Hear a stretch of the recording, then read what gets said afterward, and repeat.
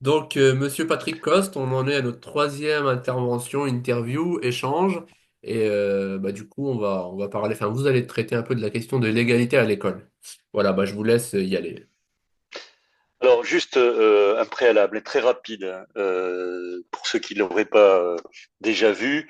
Je m'appuie sur un livre que j'ai écrit qui s'appelle L'éducation face à l'impossible aux éditions Delga, hein.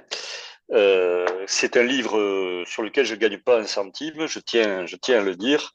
Je suis là avec vous maintenant et pour l'écriture de ce livre parce que j'ai des convictions et que j'ai un certain nombre de messages à vouloir exprimer. Alors, je suis aussi, et je le dis très rapidement, un homme de terrain, hein. Je suis à la retraite, mais j'ai exercé 6 métiers dans l'éducation nationale. Et donc, les représentations que j'ai construites au ras du sol. Elles sont travaillées par des concepts et des analyses, mais le fait que je sois ancré quand même dans ce parcours avec 6 métiers dans l'éducation nationale a son importance par rapport à mon désir de vous dire des choses, mais aussi par rapport à une consistance que j'aurais pu développer à travers ces expériences. Voilà pour une petite brève introduction. Donc aujourd'hui, on va parler, alors, vous avez dit l'égalité. Alors, je ne sais pas s'il faut parler de l'égalité ou de l'inégalité en termes du Oui. Ouais. système scolaire français, parce que vous allez le voir, entre l'affichage de ce que c'est que l'égalité et l'inégalité réelle, il y a pour le moins qu'on puisse se dire un delta. Mhm. Alors, comme la dernière fois, mon plan est de vous présenter cette situation en 3 parties que je vais brosser rapidement le champ de bataille, en quelque sorte. La première partie, ce sera une présentation un peu descriptive et analysée des conditions sociales, économiques et d'organisation du système scolaire qui créent les conditions même des formations de l'inégalité dans notre système scolaire, hein. La deuxième partie traitera des discours sur l'égalité, parce qu'il y a de grands discours sur l'égalité et il y a une divergence, une asymétrie complète entre les discours sur l'égalité qui sont tenus et les conditions de réalité de la formation de l'inégalité. Et donc il faudra mesurer cet écart entre les discours et les réalités, parce que ça induit un certain nombre d'équivoques de fonctionnement, et ces équivoques de fonctionnement elles-mêmes définissent des comportements, des postures, des orientations politiques sur lesquelles il faudra revenir. Et enfin, je tenterai, si vous voulez, dans une dernière partie, une fois que j'aurai problématisé, en quelque sorte, cette question de l'inégalité, j'essayerai de donner un certain nombre de suggestions qui, au stade où on en est, sont des suggestions que j'appelle, moi, quasi réparatrices par rapport aux conditions dans lesquelles on se trouve. Voilà les 3 temps. Alors, je vous avoue qu'Omar m'a dit, est-ce que vous voulez que je vous lise les questions que j'ai prévues? Je lui ai dit non, donc ça veut dire, si vous voulez, qu'il me prend par surprise. Et donc il me revient de m'adapter au fur et à mesure de cet échange, ce qu'il ne se privera pas de faire sûrement. Exactement. Alors allons-y. Faisons maintenant une analyse, si vous voulez, un développement sur les conditions de fonctionnement de l'inégalité. Je rappelle, hein, que dans mon approche, j'ai quelque chose de Foucaldien. Foucaldien, ça veut dire de Foucault, qui, pour ceux qui connaissent, est quelqu'un qui a procédé à des analyses de formation de pouvoir dans son œuvre. Mais ce qui fait finalement l'orientation de son travail, c'est pas de travailler sur des grands concepts, mais c'est de faire des analyses de situation, des archéologies de situation. Et il essaye de s'expliquer comment ça fonctionne, hein. Donc, mon orientation, elle est dans cette façon de procéder, dans cette méthode-là, hein, qui est une épistémée de la signification de l'histoire, mais qui consiste à ne pas prendre une sorte de fonctionnement par des idées, mais par des sortes de micro-analyses de terrain qui permettent de dégager du sens. Hein. C'est plutôt comme ça que je procède dans ma méthode. Alors, quelles sont les conditions là je vais dire des choses qui sont sues, trop sues, hein, par tout le monde, mais par lesquelles il faut repasser pour planter le décor des réalités d'où on peut partir pour comprendre. Hein. Donc première question qui, dans l'école, a une incidence sur l'inégalité, ce sont les territoires. Il y a une organisation du territoire entre des secteurs qui sont des secteurs favorisés et des secteurs défavorisés, on le sait, qui sont extrêmement contrastés. Hein. Donc, bien sûr, on a en tête le contraste entre les cités difficiles et les banlieues favorisées et les centres-villes. Et donc, ça conditionne évidemment une entrée dans l'école qui est radicalement différente, et on va le voir par la question des codes culturels qui ont une incidence ensuite sur les parcours scolaires et sur les différences d'un élève à un autre. Donc, question des territoires. Le deuxième sujet, et c'est très important, c'est la question qui se pose en France, en particulier, sur la répartition entre le privé et le public. Juste un chiffre, je ne vais pas trop abonder de chiffres aujourd'hui, mais vous avez à peu près une quinzaine de pourcents de milieux défavorisés dans le privé et vous avez 40% des milieux défavorisés dans le public. Donc déjà, par cet état des lieux sur les CSP, vous voyez une inégalité d'accueil d'un certain nombre d'élèves. Alors, cette question du privé, quand même, elle mérite de s'y arrêter et d'essayer de comprendre comment ça marche. Bon, il y a toute une histoire des lois qui ont conduit à cette séparation finalement du public et du privé à l'école, et une fameuse qui a été la loi de Bray dans les années début des années 60, il me semble, fin des années 50, début des années 60, et qui stipule que en France, on est susceptible par rapport à l'école d'avoir un choix. D'ailleurs, on peut même aller plus loin. Il y a dans la loi une obligation à l'instruction, mais pas une obligation à l'école, ce qui permet aussi aux familles de pouvoir, dans certains cas, sous certaines conditions, de s'occuper de l'école à la maison.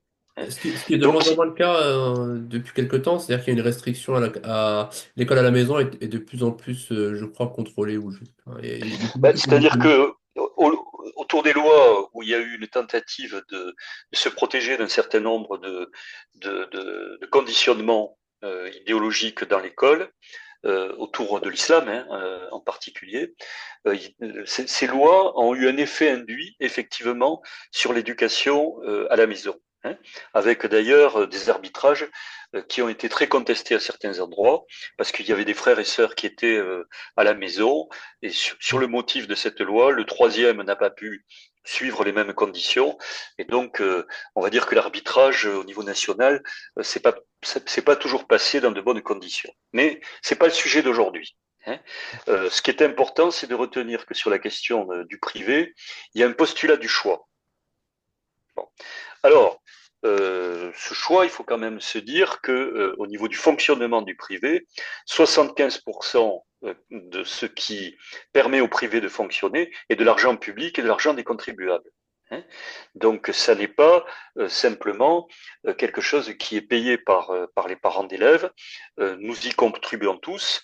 L'impôt, c'est un procédé de financement égalitaire, de répartition égalitaire, Là, on mais parle du privé sous contrat, du coup, parce que leur contrat n'est pas concerné. oui, oui, parce que le privé sous contrat, ça représente quasiment 97%. du Ah oui, privé. privé. Alors, on peut parler, si vous voulez, des 3 ou 4% restants, mais si vous voulez, ça fait pas beaucoup.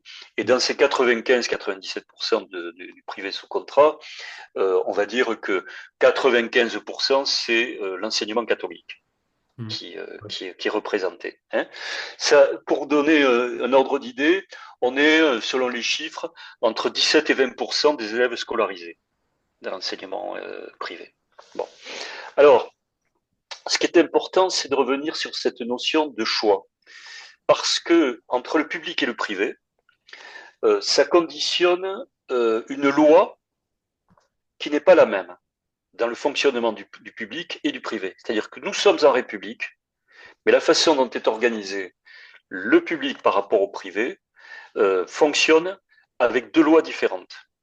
Ce qui est déjà une bizarrerie dans les définitions. Alors, quelle est cette différence de loi? Vous allez voir, c'est très très simple, mais les conséquences sont immenses. Et ça a à voir avec la question du choix, le postulat du choix. Euh, c'est très simple. Un établissement public, il a l'obligation de prendre tous les élèves de son secteur sans distinction. Obligation. Un lycée privé, lui, il a la possibilité de faire le choix de ses élèves. Alors, traduisons ça de façon très concrète. Vous êtes, Omar, proviseur d'un lycée ou d'un collège privé et vous avez 10 places et vous avez 100 élèves qui viennent se présenter à votre porte. Je prends les 10 meilleurs Est-ce, en termes voilà, de comportement et de notes. tout, tout, tout le monde comprend que le choix est intéressé, d'autant qu'en plus, il y a un affichage ensuite des résultats de l'établissement qui occasionne un phénomène d'attractivité sur ce lieu-là parce que les résultats sont bons. Donc, si vous avez le choix sur la matière première, si j'ose dire, ben, évidemment, vous allez induire vos choix de telle manière à ce qu'elle soit d'abord la plus intéressante par rapport au fonctionnement de l'établissement, et puis que ça vous offre la possibilité d'avoir de meilleurs résultats. Alors, il faut nuancer cette définition-là, parce que sur certains secteurs en France, comme par exemple la Bretagne et quelques autres, vous avez effectivement une mixité sociale, parce que la répartition de la demande entre le privé et le public est assez équitable, et donc vous allez retrouver une répartition sociale assez mélangée. Mais ce qui vaut pour ces régions-là ne vaut certainement pas sur l'ensemble du niveau national, où la différence des milieux sociaux entre le public et le privé est extrêmement marquée. À cela, il faut rajouter que l'école publique, pour des raisons de fonctionnement actuel qui ont à voir avec son pilotage et les moyens qui lui sont accordés et le recrutement des enseignants, a une image qui est en train de se dégrader. Et donc, il y a une fuite des milieux favorisés sur le public. Et je n'ai pas les chiffres là ici, mais depuis 10 ans, dans les classes de sixième, vous devez avoir 6 ou 7 points de plus de milieux favorisés qui s'orientent vers le privé et qui viennent siphonner les établissements publics. Alors, on pourrait se dire ensuite que il faut le croiser avec la question des territoires, c'est-à-dire le point que j'ai abordé juste avant. On pourrait se dire, dans les milieux difficiles, quand il y a trois bobos au milieu des milieux difficiles, ils fuient vers le privé pour ne pas se retrouver dans des situations défavorisées. Je fais une caricature, hein, ce sont des images un peu rapides. C'est pas exactement ça. Sur la façon dont le privé, par les milieux favorisés, et donc des élèves moteurs, viennent siphonner de l'intérieur le public, c'est contre-intuitif. C'est-à-dire que vous pouvez avoir une petite ville où il y a un phénomène d'image par rapport au privé et au public, par des effets de réputation, qui peuvent relever de la rumeur, et pas du tout pour des raisons objectives, qui vont effectivement produire cet effet de siphonner les bons élèves et les élèves de milieux favorisés sur le privé par rapport au public. Hein. Donc, il ne faut pas avoir une carte en tête simplement des centres-villes, des milieux favorisés, des milieux défavorisés. Même dans l'arrière-province, si vous voulez, dans des endroits reculés. Vous pouvez avoir des effets de ce type-là. Et donc, s'il s'agit de faire l'analyse, il faut croiser la question publique-privée avec celui des territoires et de la manière dont des mœurs qui y règnent. Hein, voilà.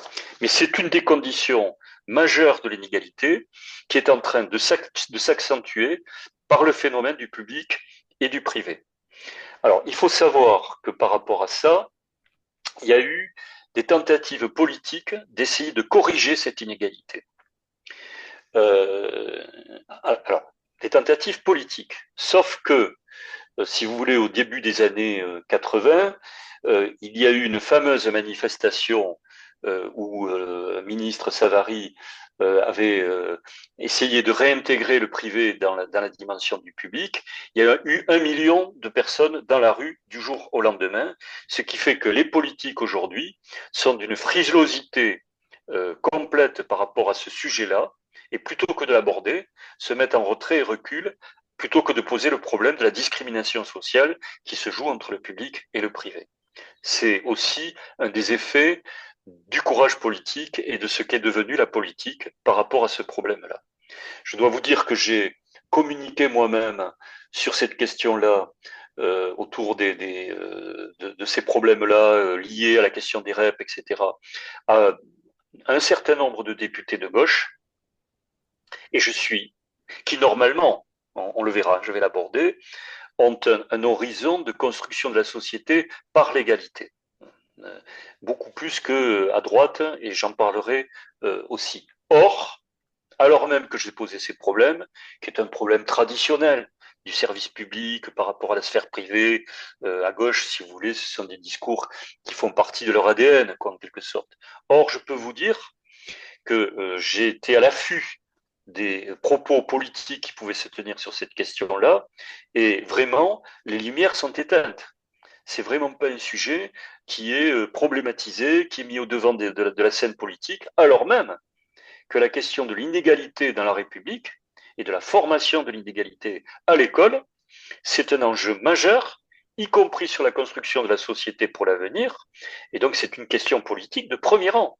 Or, je peux vous dire que dans la sphère politique, c'est vraiment pas sur les feux qui sont en train d'allumer pour essayer de polémiquer dans les rapports de contradiction qui peuvent avoir d'un camp par rapport à l'autre. Bon. Alors, euh, donc on a affaire, hein, j'ai parlé en un des territoires, là j'ai parlé de cette question de la séparation entre le public et le privé et de cette loi qui n'était pas la même au niveau du recrutement des élèves. Tout le monde peut le comprendre. Il y a une troisième raison de l'inégalité qui est aussi est assez connue et dont il faut dire quand même qu'un des intellectuels français majeur en sociologie qui a marqué les esprits par rapport à ça, l'a développé et a une importance, c'est Bourdieu. C'est-à-dire que l'on a affaire dans l'école à des codes culturels, on les a à la maison, dans les familles, et puis ensuite, il y a des codes culturels, si vous voulez, au niveau de l'école. Alors, ça, c'est très important parce que il faut prendre d'abord cette question-là par la façon dont l'académisme en France est organisé. Je l'ai dit dans une émission, je pense, antérieure, on a un fonctionnement de l'académisme qui est presque un héritage de la période napoléonienne. Omar est un historien, ça doit lui parler. Donc on crée les grands lycées, les classes préparatoires, les grandes écoles, et ça vient finalement donner comme une sorte de cartographie de l'académisme par rapport auquel qui fait référence en termes de niveau, de conception de la culture, etc. Et c'est vrai aussi, là c'est, on va dire, sur les mises en place des grandes écoles et des écoles et des grands lycées et du phénomène lycée par la période napoléonienne, mais c'est quelque chose que l'on retrouve aussi en parallèle à l'université. Donc, il y a, pour employer un mot un peu deleuzien, une machine sociale si vous voulez, de forge véritablement de l'académisme, du mérite et de l'excellence, qui viennent donner en quelque sorte un rapport de conception hégémonique à la culture. Voilà. Et là, c'est formidable, parce que je m'adresse sans doute à des enseignants. Il faut se dire que les enseignants sont formés à cette hégémonie-là, à cette école-là, et donc par conséquent, leur rapport à leur exigence culturelle, il est en quelque sorte fétichisé dans ces agencements culturels de formation globale qui conditionnent leur propre subjectivité dans le rapport à la culture. Donc cette question de l'académisme, c'est vraiment une strate de formation du sens et du rapport aux langues et entre les langues qui est véritablement important. Et donc là, on peut revenir à Bourdieu, où Bourdieu indique qu'à partir du moment où ne dispose pas des codes culturels, si vous voulez, adéquats, et qu'on rentre dans cette hégémonie culturelle, il y a inévitablement un choc. Il parle même de violence symbolique, et il démontre, dans en particulier son livre de la reproduction du début des années 70, 1970, comment l'école elle-même, justement par ses rôles, par ses positionnements de fonctionnement, par sa sélection, on y reviendra dans mon propos, est une machine elle-même à reproduire les phénomènes de classe sociale, hein, qui ont énormément de mal à passer par le promontoire de la promotion. Donc, Et le si je phénomène s'est comprends, aggravé. alors, si je comprends bien, l'école, en fait, elle s'aligne sur les meilleurs élèves, sur les élèves les plus cultivés, etc. Et ce que Bourdieu reproche, ou ce qu'il aurait peut-être, ce qu'il aurait voulu voir, c'est que l'école s'aligne sur une sorte d'élève moyen, de sorte que tous les élèves puissent suivre d'une certaine manière. C'est c'est une façon de poser la question, mais je crois que c'est encore euh, c'est pas simplement une question de moyenne et de meilleurs élèves. C'est une structure culturelle, c'est une structuration de la culture dans laquelle on est conditionné. Voilà. Et par conséquent, euh, qu'est-ce qu'il faudrait pour réouvrir l'angle par rapport aux cultures au pluriel? C'est qu'il y ait des développements de reconnaissance, si vous voulez, des langues quotidiennes, étant entendu qu'en plus, et je vais compliquer là le propos, on n'est plus simplement dans une question de classe sociale. Il y a un sociologue qui s'appelle Lahire, qui était dans un prolongement de Bourdieu, qui travaille là-dessus. Toutes les identités maintenant, je l'ai dit dans des émissions précédentes, sont des identités en un seul individu qui sont des identités plurielles, formées de plusieurs calques en quelque sorte d'identité.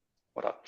Mais ceci dit, la multiplicité des codes dans la pluralité de ces identités, soit vous êtes dans le in, soit vous êtes dans le off, par rapport au code de la culture scolaire, au regard de l'hégémonie globale dans laquelle ces rapports s'inscrivent. Bon.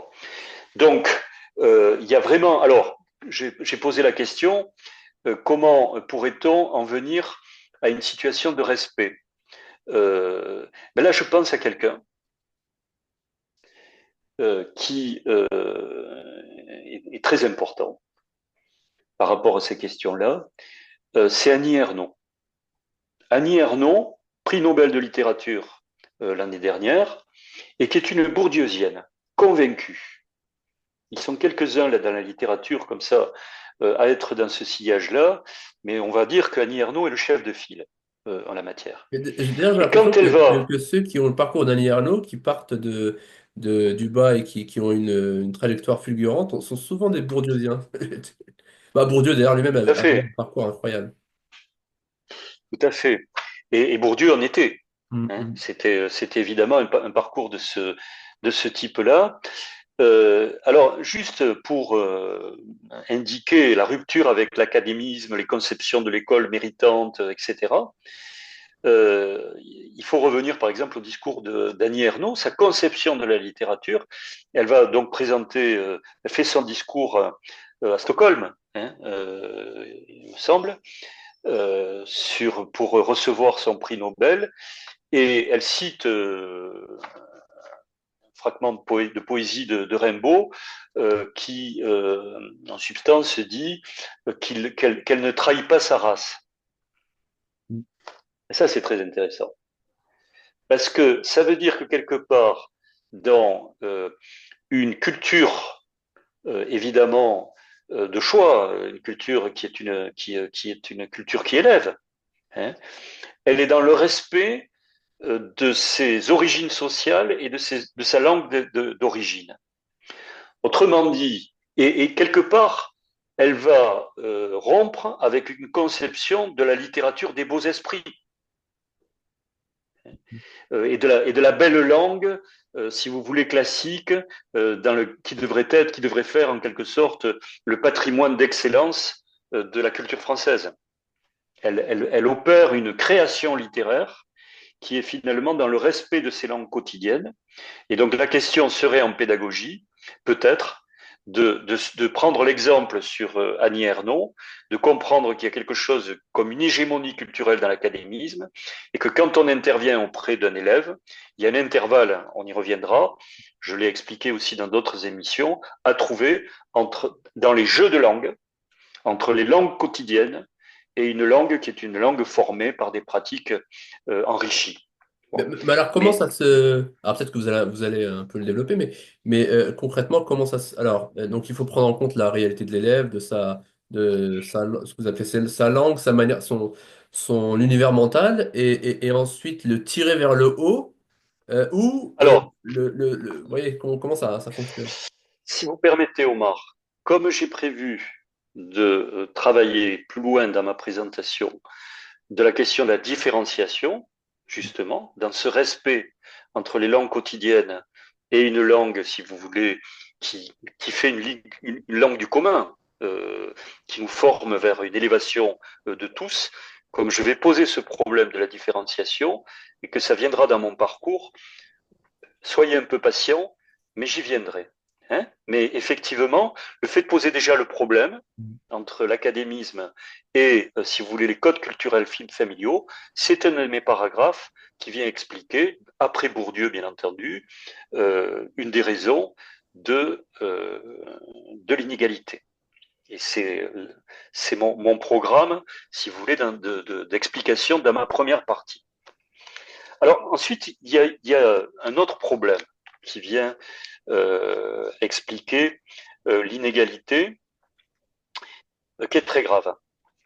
Et pour vous le présenter, je vais partir d'une situation très concrète. Hein. Je vous ai dit que j'étais un homme de terrain.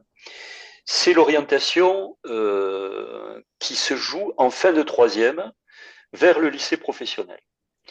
Il faut savoir, et ce n'est qu'une illustration hein, de ce que je veux développer sur la sélection et sur la question de l'inégalité.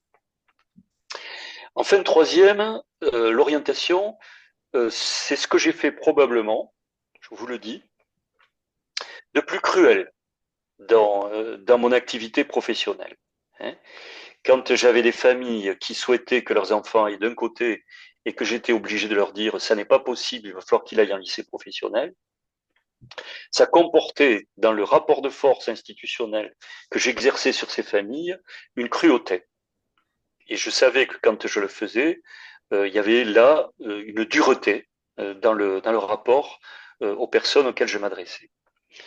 Alors, c'est rare que je fasse allusion à une subjectivité personnelle et à une émotion, mais je crois que ça permet quand même de situer la situation. Alors, qu'est-ce qui se passe à ce moment-là en termes d'inégalité? 30% des élèves, hein, 200 000 élèves qui vont sur le lycée professionnel en fin de troisième. Bien. Et énormément de décrocheurs parmi ces élèves, et j'y reviendrai, énormément d'immigrés, d'élèves issus de l'immigration, qui est aussi un facteur de l'inégalité. Mais revenons à cette histoire de l'orientation en fin de troisième. Les professeurs le savent. Ce qu'on oriente en fin de troisième sur les lycées professionnels, c'est quasi mécanique. Allez, arrêtons les blablas. Hein.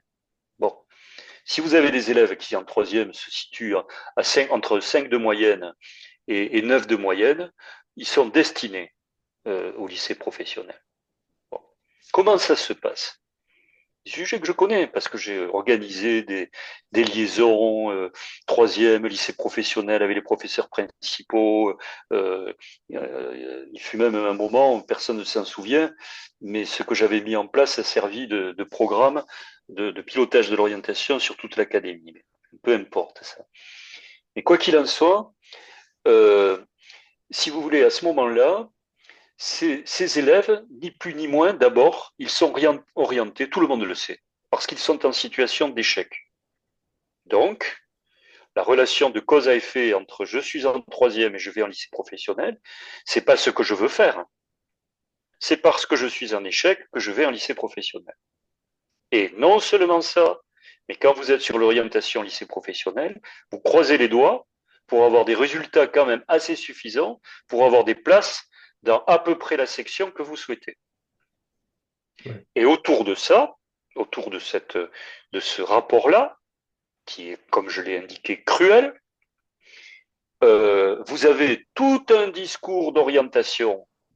Alors ça, on est très fort. C'est l'orchestre symphonique de l'orientation qui commence depuis la cinquième et qui va vous expliquer qu'il va falloir rentrer le bateau dans le goulot de la bouteille. Et qui devra commencer apparemment depuis la maternelle, je suis assez récent. Alors oui, bon, ça c'est là, presque là, on est dans une pantalonnade. En fait, c'est un effet comique là, cette histoire-là. Hein, c'est savoureux. Une bévue pareille dans le propos d'un ministre, c'est presque, c'est joli quoi. Il fallait le faire celle-là. Mais passons.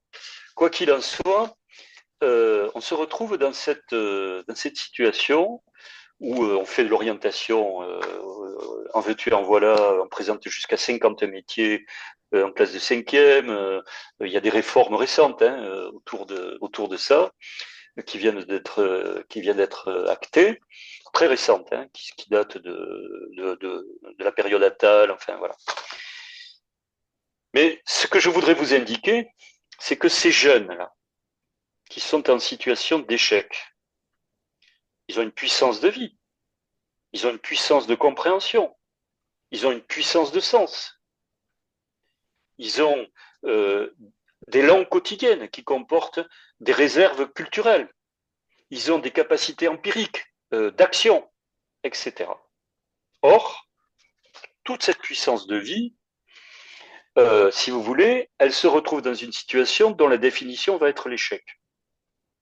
Cherchez l'erreur. Pourquoi on en arrive là? Eh bien, il y a une reconnaissance de ce qu'ils sont et de ce qu'ils peuvent, qui est niée. Je vais le dire dans des mots un peu pédagogiques. Hein, ça contourne un peu un certain nombre de conceptions que j'ai sur l'intelligence, et c'est pour m'expliquer. Il y a différentes formes d'intelligence. C'est pas vrai, il n'y a que des devenirs et que des constructions. Et pour arrêter un peu la clarification des choses, disons que il y a des différences d'intelligence. Et donc, il peut y avoir ce qu'on appelle une intelligence technique.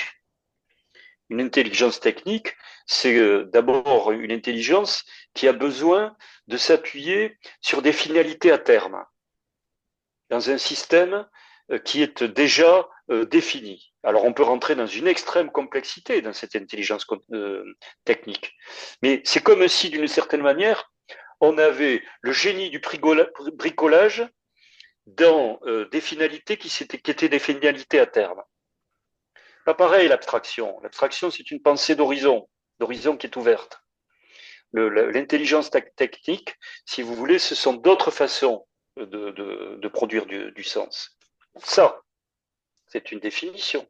La question c'est, dans le parcours scolaire entre la sixième et la troisième, quelle est la reconnaissance qui en est faite et qu'est-ce qui est proposé en termes de savoir pour enrichir ces personnes qui sont dans ce type d'intelligence? Réponse, à peu près rien. Réponse, à peu près rien, parce que le collège, d'abord, enfin, c'est une théorie que développe très largement Dubé, par exemple, sociologue à Bordeaux, qui a été conseiller du Prince aussi à son heure. euh, qui est le collège, qui est considéré comme, si vous voulez, une sorte d'antichambre de ce qu'est le lycée. Alors, on va faire juste Avec une petite pause, si vous permettez, et puis on va reprendre juste après. Parti.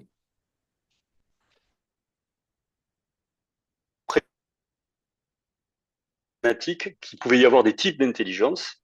Et donc, sur le parcours sixième, troisième, voire en deçà, pour le coup, il serait important qu'il y ait un rapport de reconnaissance de ces types d'intelligence et qu'il soit proposé un travail vis-à-vis de ces élèves. Et vous allez voir les incidences que ça peut avoir de penser cela, véritablement. Et de ne pas s'imaginer que c'est avec l'orientation qu'on va s'en sortir. Parce que ça, c'est facile et ça coûte pas cher. Tandis que ce que je vais dire, ça comporte des enjeux de définition des parcours qui sont autrement plus compliqués et problématiques. Et très simple. Alors, je signale au passage qu'on a enlevé l'heure de technologie en classe de sixième, ce qui est quand même un peu paradoxal par rapport à ce que je suis en train de raconter. Hein, culture technique. Non, on peut en parler de la culture technique. Puis il est intéressant en lui-même. Si vous êtes en classe de sixième ou en classe de cinquième, vous avez 26 heures de cours. Tous les enseignements qui sont proposés sont des enseignements à finalité académique qui sont susceptibles de préparer de longues études et il n'y a pas véritablement une offre de savoir qui s'adresse à ces types d'intelligence dont j'ai expliqué un petit peu le profil. Bon. Si véritablement on avait une conception de l'égalité des intelligences, ça veut dire que sur ces 26 heures, on envisagerait de donner du savoir, une offre, par rapport à ces élèves-là. Je dis au passage que ça ne ferait peut-être pas de mal à ceux qui se destinent à des horizons longs, parce qu'ils se frotteraient à quelque chose comme une culture technique qui les mettrait peut-être dans un rapport différent au mépris qui se développe ensuite en termes de classe sociale entre l'école bleue et l'école blanche. Vous voyez les questions d'inégalité dont les souches, finalement, les racines peuvent être profondes. Donc, ça signifie que dans la conception même des programmes et dans la conception des cultures, il y a une discrimination des intelligences qui s'opèrent. Et qui fait qu'à ce moment-là, les phénomènes de sélection qui peuvent tomber donc au niveau de la classe de troisième sont des phénomènes de sélection qui sont de véritables couperets par rapport à un parcours, à un devenir de quelqu'un. Voilà ce qu'organise et ce que fait fonctionner notre école. Il faut savoir que dans d'autres systèmes scolaires, on ne procède pas de la même manière qu'en France à cet égard. Je pourrais donner l'exemple allemand, mais je ne voudrais pas ici en faire un modèle, où les orientations en cinquième sur les enseignements techniques, etc., ne sont pas du tout dévalorisées comme nous le faisons. Oui, Parce que justement, si, l'Allemagne, oui, effectivement, c'est un bon exemple parce que le secteur, enfin, le professionnel est valorisé, il y a du travail, etc. Mais alors, du coup, parce que j'imagine qu'en amont, des choix ont été faits et ces choix sont contraints par l'économie du pays. C'est-à-dire que l'Allemagne, c'est un pays qui, je crois que 40% de son PIB, c'est son industrie. Et donc, d'une certaine manière, c'était pas forcément une idée de génie des Allemands, mais simplement qu'ils étaient contraints, c'était la contrainte de l'économie qui faisait que, alors que nous en France ici on est dans le c'est plutôt une économie du tertiaire et de la consommation interne, donc on est peut-être dans une autre stratégie. Vous voyez, c'est-à-dire que alors dans quelle mesure le choix est un choix cynique a été fait ou pas? C'est-à-dire que quand on regarde voilà, quand on regarde l'économie allemande, de toute façon, ils pouvaient pas faire, enfin, a priori, ils pouvaient pas faire autrement. alors, la manière dont vous interprétez hein, le système scolaire par rapport au système économique, Omar, je suis d'accord.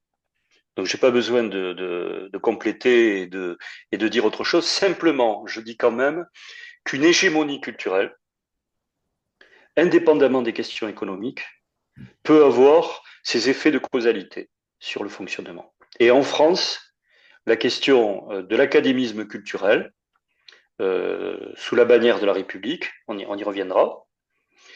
Euh, c'est c'est- c'est le pays de la Révolution, de Condorcet, de l'émancipation des hommes à travers l'école.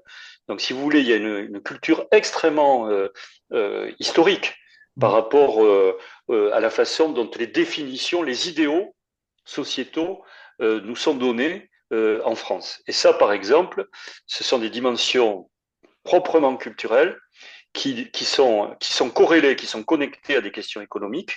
C'est pourquoi un fonctionnement social est un agencement de plusieurs strates qui se connectent les unes avec les autres. Et c'est cet agencement-là qui fait une société. Hein. Donc, il y a la question de l'économie, et donc je vous suis là-dessus, mais il n'y a pas que. Voilà. Alors, je reviens sur mon histoire des programmes. Donc, si vous êtes à 26 heures de cours, mais que vous faites un enseignement technique que vous offrez à ces enfants-là, vous retirez autant des savoirs académiques et abstraits à ceux qui sont dans les parcours de réussite classiques de long terme. Bon. Donc, autrement dit, ce sont véritablement des choix de société. Hein. Alors l'Allemagne, elle est sur les orientations de cinquième. Nous, en France, de toute façon, pour des raisons sur lesquelles je vais expliquer, dans les discours politiques, on veut mettre tout le monde avec tout le monde. Donc par conséquent, il n'est pas question de séparer les élèves au niveau de la cinquième, parce qu'à ce moment-là, tout de suite, c'est interprété comme des phénomènes de discrimination, de stigmatisation des groupes, etc. Je crois que c'est beaucoup plus complexe que ça sur le plan politique, et c'est comme ça que c'est repris en France dans les discours, d'où toute la difficulté de créer des conditions de bifurcation beaucoup plus souples dans notre système parce qu'on a des termes extrêmement rigides finalement dans les définitions. Ça aussi, j'y reviendrai sur mon chapitre sur les discours. Alors, donc, problème de territoire, public-privé, le problème de l'académisme, la conception des programmes qui est discriminante, corrélée évidemment à tout un système de la sélection à la France, qui est une machine, évidemment, à la production de l'inégalité. Je signale, mais je l'ai déjà dit la dernière fois, et là j'aurais presque envie de dire que si on y était dans l'arène avec un taureau, c'est le coup de l'épée que je vais donner sur la question de l'inégalité. C'est là que le taureau est à mort. Hein. Nous sommes le pays qui développe les plus grands écarts de résultats au monde. Hein. On a juste le Chili derrière, là, sur les maths et les sciences, là, aux dernières évaluations en classe de quatrième, sur la génération des plus grands écarts dans le système scolaire. Alors là, il y aurait beaucoup de choses à dire, hein, parce que sur cette question de l'inégalité, est-ce que c'est l'école elle-même qui génère l'inégalité?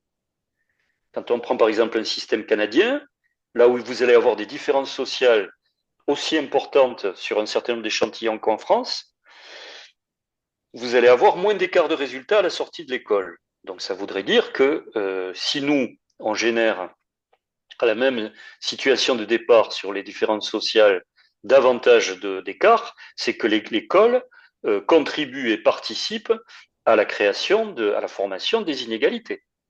Bon, si on établit ce type de comparaison. Mais il y a une autre entrée, c'est que les rapports justement de culture scolaire ou culture familiale, est-ce que c'est pas dans cette articulation-là de la culture familiale à la culture de l'école, dans les formations culturelles françaises, que se joue la question des grands écarts qui vient ensuite générer les différences de résultats? Quid? L'école, formatrice des écarts, ou les familles, ou quelque part un agencement des rapports culturels entre les deux dimensions? Voilà, j'ouvre les problèmes. Hein. On est ici pour penser et pour essayer de réfléchir ce que c'est que l'inégalité. Alors, autre paragraphe d'explication de l'inégalité. J'en ai parlé dans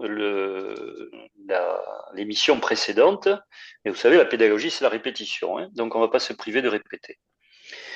Euh, L'échec de l'égalité et de l'inégalité, c'est l'échec de la différenciation en France. Si on est capable de développer de la différenciation, on est capable de donner plus à ceux qui ont moins, etc. Et que donc on rééquilibre les rapports.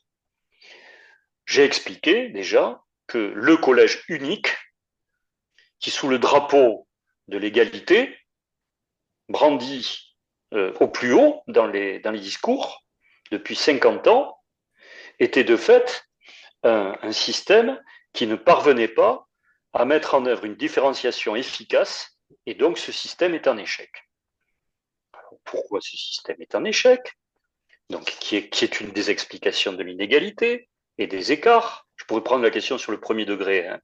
Mais bon, sur le collège unique, sous la bannière du nom du collège unique, c'est encore plus frappant dans le vocabulaire. Je l'ai dit, vous mettez 10% de différenciation externalisée par rapport à la classe, par des groupes de besoins, ou que sais-je, tout y est passé, l'accompagnement personnalisé, les groupes de niveau, enfin, chaque ministre sa réforme. Ces 10% ne permettent pas à rééquilibrer la proportion par rapport à la montée du programme d'année en année, l'écart se creuse et l'échec se creuse. Ce système de la différenciation à la française, qu'il soit internalisé dans la classe ou qu'il soit externalisé sur ces 10%, n'est pas un système opérateur de la différenciation effective qui permettrait de rééquilibrer. Ça fait 50 ans qu'on y est, ça fait 50 ans qu'on le reproduit. Ça, c'est très intéressant, la question de la reproduction des discours. Comment se fait-il que devant des évidences de ce type-là, on continue depuis 50 ans à retourner, si vous voulez, la marmite toujours dans le même sens. Formidable ça. 50 ans on voit bien que ça ne marche pas. Et on continue. Bon. Et là ça s'explique, on le verra, par ce que j'appelle justement les discours et la reproduction des discours. Alors Qui sont certains des...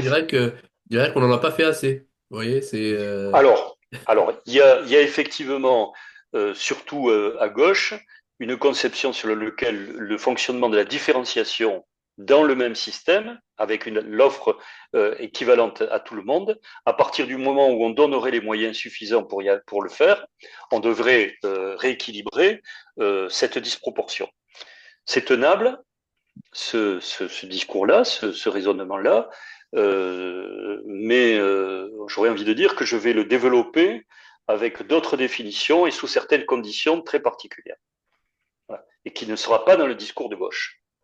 Même si quelque part, ce serait de ce côté-là que je pense qu'il faudrait travailler, c'est-à-dire vers plus d'égalité, bien sûr, parce que les auditeurs ne s'y trompent pas, je suis un militant de l'égalité. C'est très très clair. C'est pour moi une valeur cruciale à défendre. Bon. Donc, mais je m'expliquerai sur ce que vous venez de dire sur la question des moyens et de ce discours de gauche. Enfin, sur la question de l'inégalité, et je vais là être sur une conclusion qui tombe sur l'évidence, qui est une lapalissade, mais si vous voulez, l'école, c'est quand même toujours le reflet de la société qui l'entoure. C'est pas l'école qui fait la société, c'est la société qui fait l'école. Et que donc, par conséquent, si on a une société inégalitaire, et en fait, elle est inégalitaire dans les reconnaissances des identités professionnelles et statutaires. Elle n'est pas inégalitaire dans ses capacités de redistribution, parce qu'il y a vraiment une politique sociale en France qui est plutôt satisfaisante que dans d'autres pays. Mais par contre, sur les identités de parcours, sur les définitions des rapports sociaux que l'on a sur le plan des statuts, là, en France, il y a une véritable division du riche et du pauvre dans les reconnaissances qui est très, très marquée. Et donc, par conséquent, cette division-là, on la retrouve au sein de l'école, hein, c'est-à-dire que de toute façon, si on a une intelligence technique, entre guillemets, puisque je vous ai exprimé que j'avais quand même des réserves de partir sur des définitions cadres de l'intelligence, puisque ce sont des constructions et ce ne sont que des constructions, il n'empêche que il y a des phénomènes de rivalité mimétique, de comparaison, et qui donc, dans les dimensions de la reconnaissance et de l'estime de soi, ont leur importance, y compris sur la question des progressions scolaires. Si on est en faillite de reconnaissance des uns par rapport aux autres, ça a un coût social. en termes d'échecs et en termes d'égalité des uns par rapport aux autres. Et pour employer des grands mots, en termes de république, c'est-à-dire de la chose commune. L'école, ce qui est, enfin, c'est juste une petite digression rapide, mais l'école en France joue un rôle très important. C'est-à-dire que dans les pays anglo-saxons, l'école n'a pas, j'ai pas l'impression qu'aux États-Unis, par exemple, l'école soit aussi importante. Ce Non, qui a l'air d'être important, c'est make money, c'est de travail, c'est de travailler, c'est pas l'école. Alors pourquoi? Alors vous l'avez dit un peu, vous avez dit que on est au pays de Condorcet, etc. Mais pourquoi l'école a cette importance-là? On dirait qu'en France, en fait, la réussite passe uniquement par l'école. alors, si vous voulez, il fut une époque où les riches, c'était les bourgeois, et c'était très souvent, si vous voulez, des gens qui détenaient un patrimoine. Ça se refait, hein, la question de la propriété. C'est un effet des pervers des patrimoines, ça. Suivez Piketty, par exemple, sur cette question-là. Mais on va dire que le haut et le bas se distinguer par rapport à l'argent, avoir de l'argent et avoir des terres et des propriétés et des usines. Et puis la force de travail, c'était la division des classes sociales qui fait évidemment tout l'objet de la lutte des classes dans Marx. Donc ceux qui possèdent, ceux qui ne possèdent pas. Les choses, voilà. Les choses sont déplacées. Ça reste, hein, la division du riche et du pauvre fait partie des strates qui, évidemment, c'est comme les vieilles herbes qui ont une certaine résistance dans le temps. Mais, si vous voulez, le déplacement se fait beaucoup entre le haut et le bas par rapport aux diplômes et ceux qui ne l'ont pas. Et dans une société qui est quand même une société qui de plus en plus en France est une société de services, et dans une période qui est celle de l'économie de la connaissance. Et donc la marque, effectivement, du diplôme par rapport au savoir est une ligne dure de l'évolution de notre société pour séparer séparer les uns et les autres. Et peut-être que j'aurai le temps d'expliquer que c'est un des terrains pour la formation ce rapport du haut et du bas, de ce que l'on appelle le populisme, qui est une critique des élites. On y reviendra. Mais quoi qu'il en soit, il y a ce phénomène du diplôme, qui est une évolution historique de la bourgeoisie, hein, avec cette invention de cette nouvelle classe sociale qui est les bobos, moi j'appelle ça la bobologie, qui, si vous voulez, est une Et donc le réalité diplôme, donc il y a sorte de noblesse qui se crée autour du diplôme. Donc avec ceux qui ont eu absolument. Absolument. Polytechnique, l'ENA, etc. Et puis, C'est une aristocratie du diplôme qui comporte ses comtes, ses petits marquis, ses ducs, et puis ensuite ses seigneurs. Bon, donc il y a toute une hiérarchie, effectivement, c'est du diplôme, Châteaufort, mais Stanislas, etc. voilà, par exemple. Bon, Ouais. et donc, qui se double de ce système français de l'académisme dont j'ai parlé avec son héritage. Hein, c'est toute une machine sociale hein, qui est à l'œuvre là.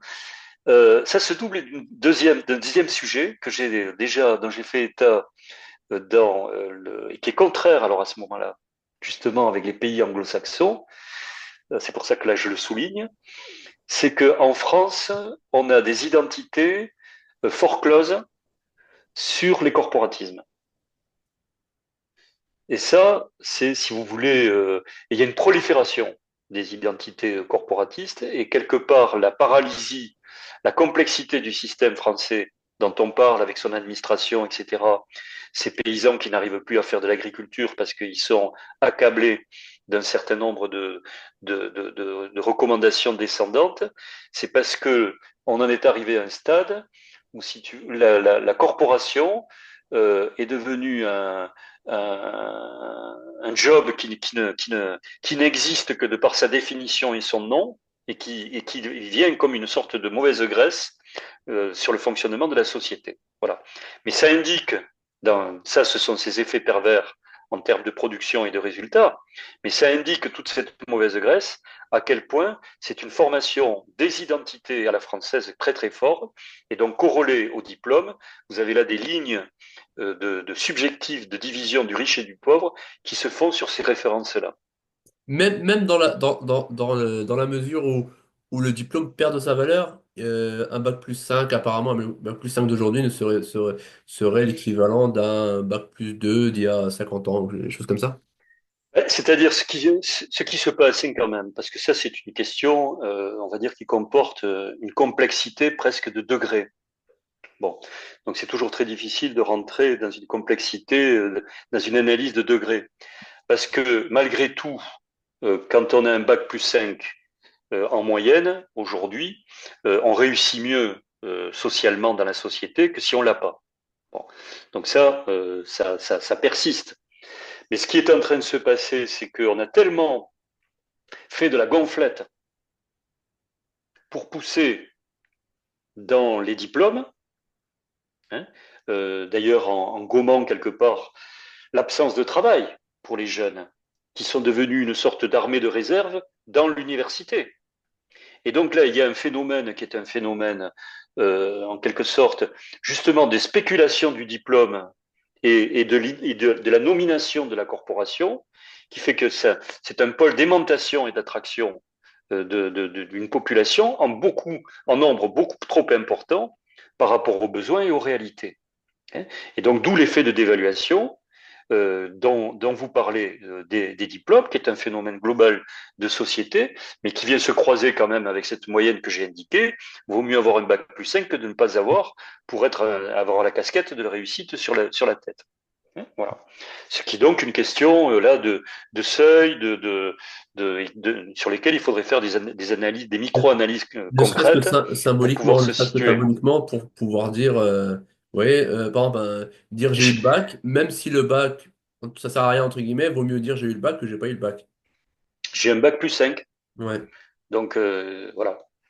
Et c'est évidemment des définitions qui sont importantes. Bon, je vous ai expliqué un certain nombre de raisons de l'inégalité en France, le territoire, le privé, l'académisme, la construction des programmes sur les intelligences, la sélection, l'échec de la différenciation et la société inégalitaire, comment elle se formait, y compris sur la question de l'obligation scolaire, du destin scolaire, qui devient presque une injonction de vie pour réussir sa vie. Voilà. Dubé aussi écrit un bouquin là-dessus, et je le suis assez dans ces considérations. Maintenant, nous allons passer à la deuxième partie. Et vous allez voir, le registre de langage, la tonalité va changer. Là, ce sont les discours. Je pense que c'est en France que, à propos de l'école, on prétend soutenir le plus la valeur de l'égalité. C'est un discours sur l'égalité qui est un discours flamboyant. Et je peux vous dire que toutes les réformes que j'ai vues passer depuis 45 ans, elles se sont faites au nom d'une progression sur la question de l'égalité. Pourquoi un tel discours porté aussi haut dans dans les propos des politiques jusqu'à la présidence de la République, bien sûr?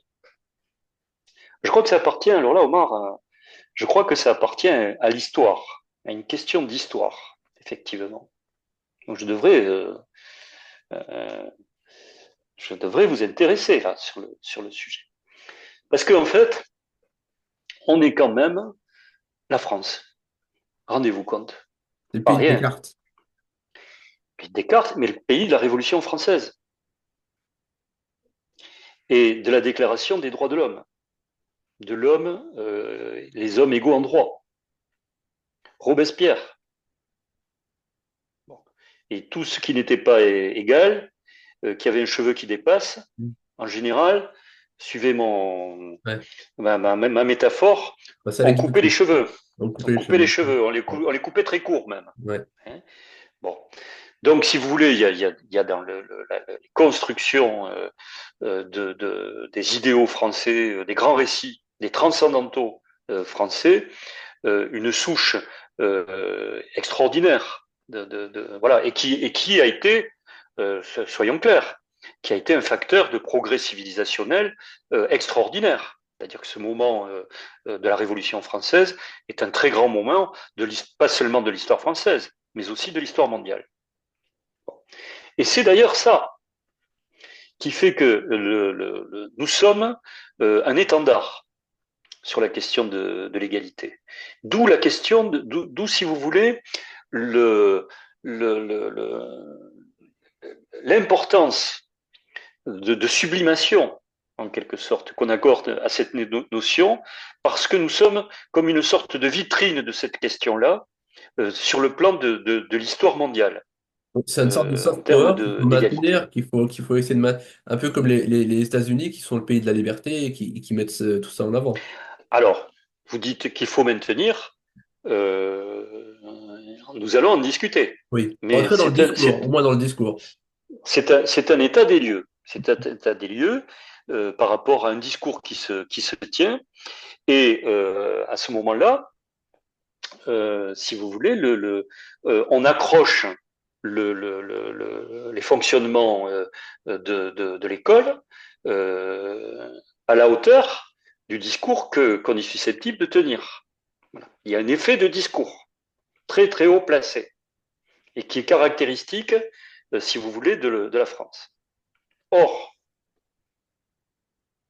et ça définit par exemple le collège unique, où on met tous les élèves en même temps, dans une même classe, on fait des efforts à la marge pour faire de la différenciation, pour essayer de promouvoir cette dimension de l'égalité. Ça fait partie de notre, vraiment de notre histoire, ce mode de fonctionnement. Voilà. Or, et c'est là que c'est extraordinaire, c'est que nous produisons les plus grands écarts de résultats.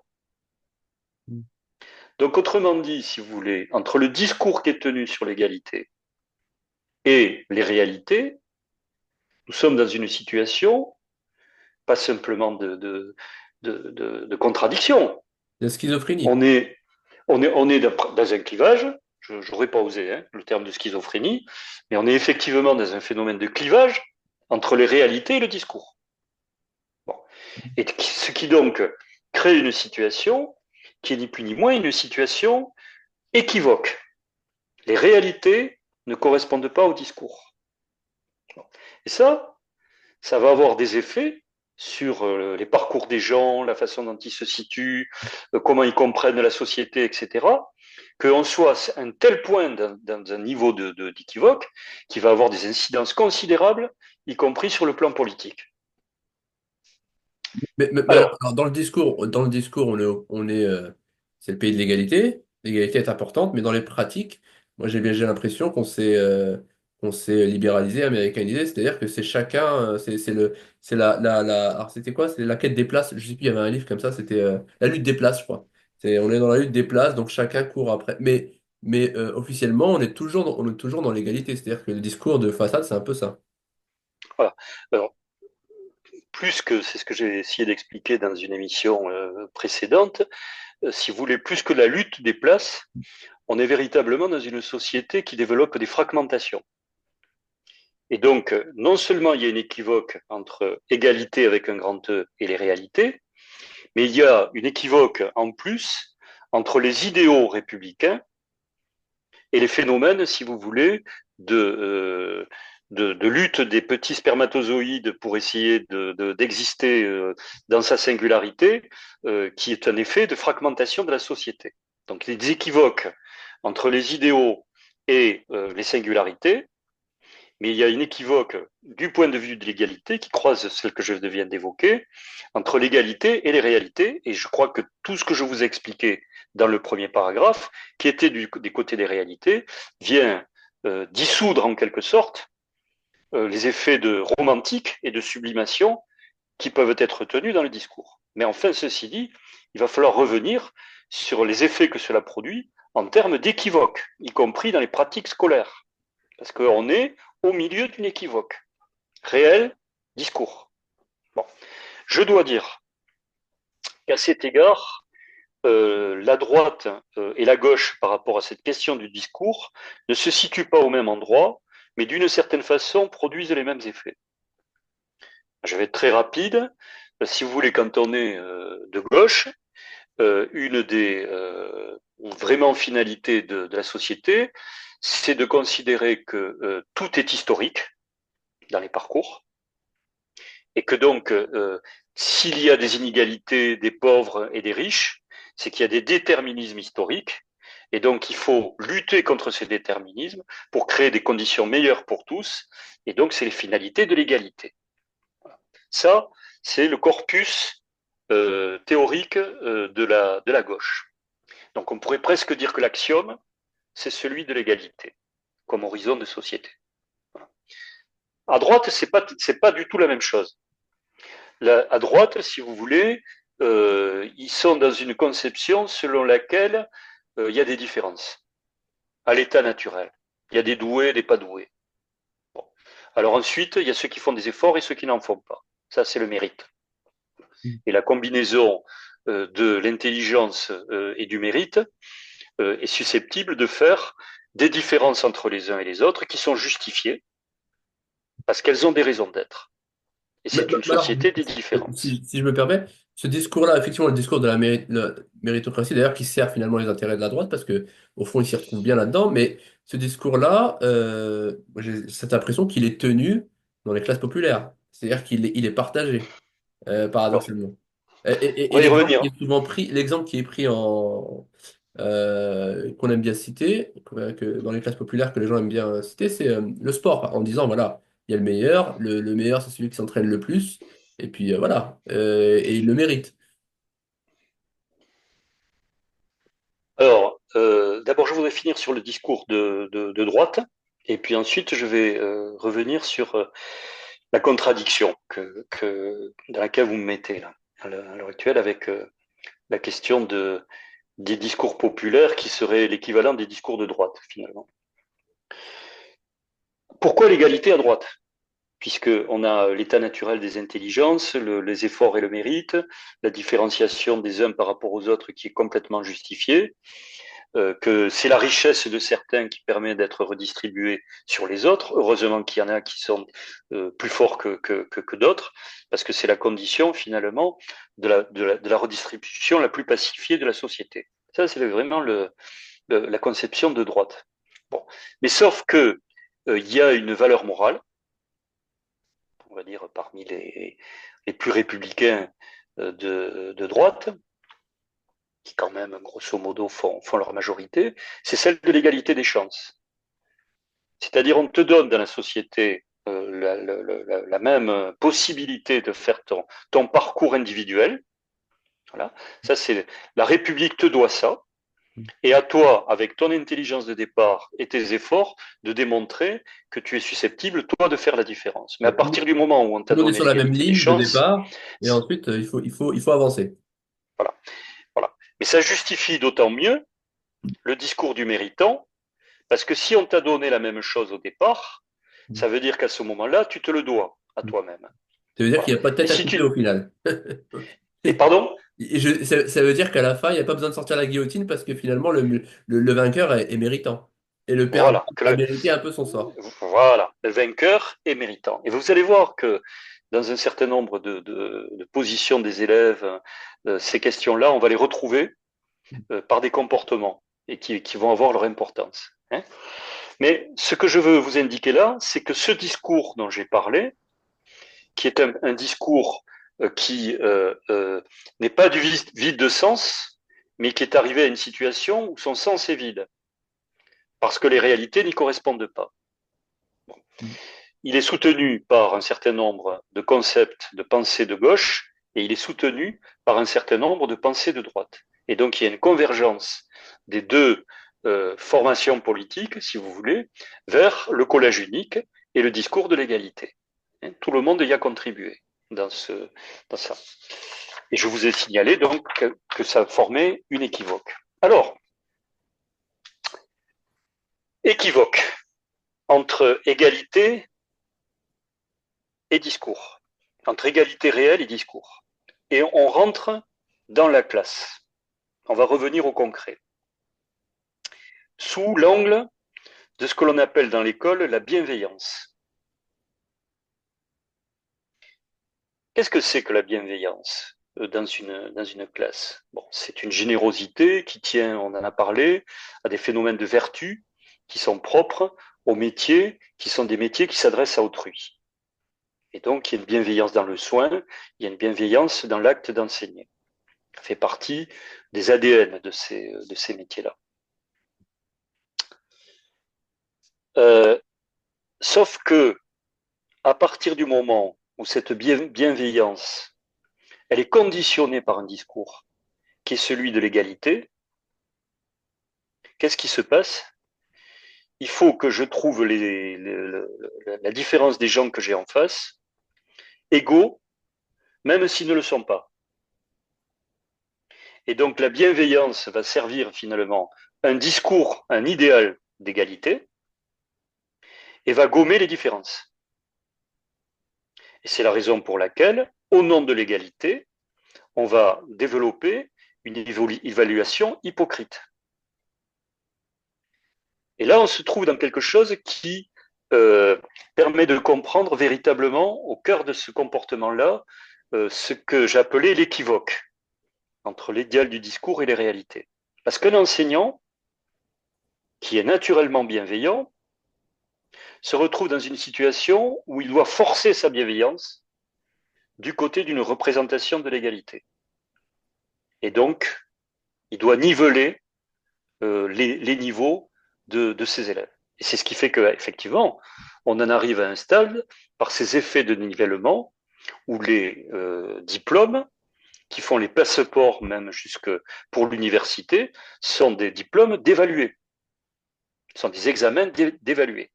C'est un des effets de l'équivoque, de l'égalité et de la bienveillance dans le système scolaire. C'est comme si, d'une certaine façon, au nom de l'égalité, on disait que le Tour de France tournait plus vite chaque année.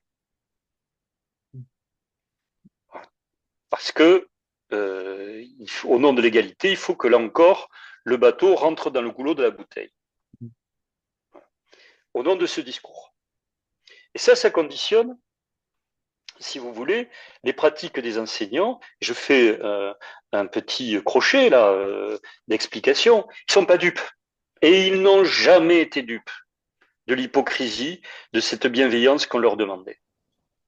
Voilà.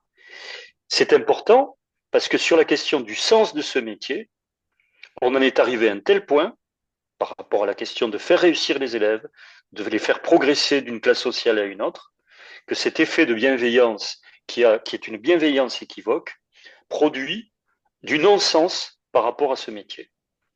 Et dont j'ai expliqué à d'autres moments que la perte de sens, elle se faisait aussi pour d'autres raisons. Mais elle se fait aussi au nom du discours de l'égalité. Alors maintenant que je vous ai parlé de l'équivoque pour les enseignants, le discours, l'équivoque, la bienveillance, ça concerne les enseignants. On va se mettre maintenant du côté des élèves et voir si cet équivoque, alors déjà, cet équivoque, à partir du moment où vous n'évaluez pas normalement les élèves, où vous ne les situez pas précisément par rapport à là où ils en sont, pouvez-vous dire que cette bienveillance hypocrite, en termes de consistance et de construction d'un parcours, elle a son importance. Je vous donne un exemple. On est en sixième et en cinquième, vous n'avez pas le niveau de la fin de la sixième, on redouble pas, mais on a construit un cycle de la sixième à cinquième où on va dire, de toute façon, il va rattraper l'année suivante. Bienveillance organisée dans le passage d'une classe à une autre, et ainsi de suite. Bien. Alors, arrêtons avec, si vous voulez, cette question de l'équivoque de la bienveillance dans le système scolaire, je pense qu'on a compris. Maintenant, regardons du côté des élèves, Ah, ce on va qui faire se une joue. petite pause très rapide et puis on va reprendre. D'accord. Alors, j'étais en de l'égalité, équivoque entre le discours sur l'égalité et les réalités. Je l'ai fait du côté des enseignants par une illustration qui est celle de la bienveillance. Et là, je vais le développer du côté des élèves. Du côté des élèves, si vous voulez, il était une époque, et je ne dis pas que c'est mieux, hein, je vous ai dit qu'un Foucadien, c'était quelqu'un qui faisait un état des lieux. hein, une compréhension fonctionnelle des situations. Il fut une époque, si vous voulez, où les élèves, ils étaient en quelque sorte sur des rails de leur classe sociale. Voilà. Il y avait des séparations entre les uns et les autres, hein, sur les accès à l'école, etc., etc. Que dans les années 50, plus ou moins Voilà. 60. Donc évidemment, c'était une organisation globale formidablement ségrégative qu'on ne peut pas regretter. Donc on passe maintenant dans le système de l'égalité de tous ensemble. Donc c'est donc tout à fait différent de ce que je viens d'indiquer à l'instant. Alors maintenant, essayons d'en voir les effets pervers de ce fonctionnement du côté des élèves. Ben, du côté des élèves, ils savent pertinemment qu'ils sont dans la même école, tous. C'est-à-dire que le fil à plomb de la définition de cette école, c'est la même pour tous. Or, dans ce système-là, il y a des gagnants et des perdants. Comme vous l'avez dit tout à l'heure, en fait, à l'intérieur de l'égalité, se joue une compétition féroce pour l'accès au diplôme. Et donc, par conséquent, ceux qui sont les perdants, alors qu'ils sont sur la même ligne de départ, c'est comme des fautifs. Ils ont fauté puisqu'on leur faisait la même offre de projet scolaire. Ils n'ont qu'à s'en tenir à eux-mêmes les raisons pour lesquelles ils sont en situation d'échec. Oui, parce que dans la situation d'avant, Dans la religion, où il y avait, avant les années 50, il n'y avait pas de compétition entre les classes sociales du bas, et parce que de toute façon, après le certificat d'école, ils partent travailler, donc il n'y avait pas de problème maintenant, tout le monde est au même endroit, et donc il y a des perdants qui perdent beaucoup. sauf que quand on avait, si vous voulez, une séparation des classes sociales, c'était l'histoire du marxisme, on avait une lutte des classes, parce qu'il y avait une identification des oppositions qui était très nette. Là, il y a un phénomène d'appropriation de la faute par rapport à ma réussite. Si je n'ai pas réussi, c'est parce que je n'ai pas travaillé à l'école. Mm. Voilà ce qui ressort donc on en arrive à une situation d'être la victime, sa propre victime. Ça, c'est extraordinaire parce que dans les organisations de pouvoir, les formations de pouvoir, si vous voulez, euh, c'est euh, c'est une évolution des formations de pouvoir. Ça. Quand vous vous appropriez les raisons pour lesquelles finalement vous trouvez dans telle et telle situation. Oui. Il y a des époques, si vous voulez, la responsabilité, elle est à l'extérieur et donc je m'y attaque. Quand Or elle est à là, l'extérieur, on peut faire quelque chose, quand elle est à l'intérieur de soi, on a un ennemi. oui, on a un ennemi, Tandis voilà. que, Ouais. tandis que quand on est dans une appropriation de sa faute, on est la victime de soi-même. La religion chrétienne avait inventé le prêtre et on avait inventé le péché, ce qui mettait en situation en dette en dette morale infinie vis-à-vis du parfait. Bon. Ben, si vous voulez, dans le système républicain égalitaire, les victimes, les auto-victimes de leur propre réussite, ils ont développé un autre type de péché. Mm. Voilà. Mais par rapport à la question sociale. Voilà. Mais alors ce Et donc, péché-là, c'est-à-dire qu'il peut être compris comme péché dans la mesure où les règles sont claires et sont considérées comme justes par tout le monde. C'est-à-dire que parce qu'il y a aussi une partie des gens qui disent que que le problème de l'école, c'est que les règles ne sont pas claires, ne sont pas justes, qu'il y a des niveaux. je vous remercie parce que vous me faites la transition de ce que je voulais dire. Voilà. Ouais, parce que pour le coup, parce que du coup, si les règles ne Parce sont pas que, considérées comme justes, il n'y a pas de péché. C'est-à-dire que l'élève se dit, bon, de toute façon, je n'ai pas fait. c'est-à-dire c'est-à-dire ce qui se passe, si vous voulez, c'est que la personne se trouve en situation de victime par rapport au discours C'est celle qui y a cru, qui est en, quelque part, d'une certaine manière, celle qui a voilà. cru réellement en règle du jeu. Mais si vous voulez, vous êtes dans une situation où les enfants et les familles, ils sont absolument pas dupes, qui ne sont pas mis dans les mêmes conditions. Donc, ils sont non dupes d'un discours qui est tenu sur l'égalité par rapport à la réalité. Donc, il y a une part, à ce moment-là, il y a deux voies qui se développent dans les comportements. Il y a ceux qui en sont dupes et qui donc assimilent, si vous voulez, la victimisation, et donc il y a une inhibition de leur impasse à la réussite, et ça existe. Il y a des phénomènes de grande régression dans l'école, dans les décrochages, qui sont des phénomènes d'atteinte de l'estime de soi qui vont très très loin. Et qui est évidemment quelque chose qui est largement produit par les phénomènes d'agencement, d'égalité, de discours, etc. Tout ça a son importance. Puis il y a un deuxième type qui est beaucoup plus pervers dans ses effets. C'est que on est les perdants, alors qu'on est parti sur la même ligne, mais on voit quelque part quand même qu'il y a de l'injustice dans l'air. Donc à partir de là, quand il y a un acte d'autorité, alors qu'on a commis une violence, une incivilité, que sais-je, on va être dans une position de ressentiment, d'accusation de l'adulte, de victime réactive par rapport au système. Et alors, ça donne par exemple un comportement qu'on trouve par exemple vis-à-vis des REP, où l'intellectuel de service, il va être le bouc émissaire des autres, c'est le gagnant, l'intellectuel de service, et les victimes réactives vont le prendre comme bouc émissaire. Oui, l'intello à lunettes De, devant. voilà. Donc vous avez des caïds de l'égalitarisme, j'appelle ça comme ça, des petites frappes de l'égalitarisme, c'est-à-dire qu'au nom de l'égalité, ils vont se venger contre le bon élève. Et c'est un phénomène aussi que vous trouvez vis-à-vis de l'autorité. Alors on va là aussi être très descriptif et concret. Vous êtes en REP, et ça va me permettre peut-être de parler de la question de l'immigration, accessoirement. Vous avez beaucoup d'enfants immigrés. Moi, j'ai travaillé en REP, hein, beaucoup d'enfants d'immigrés, et ils font une connerie.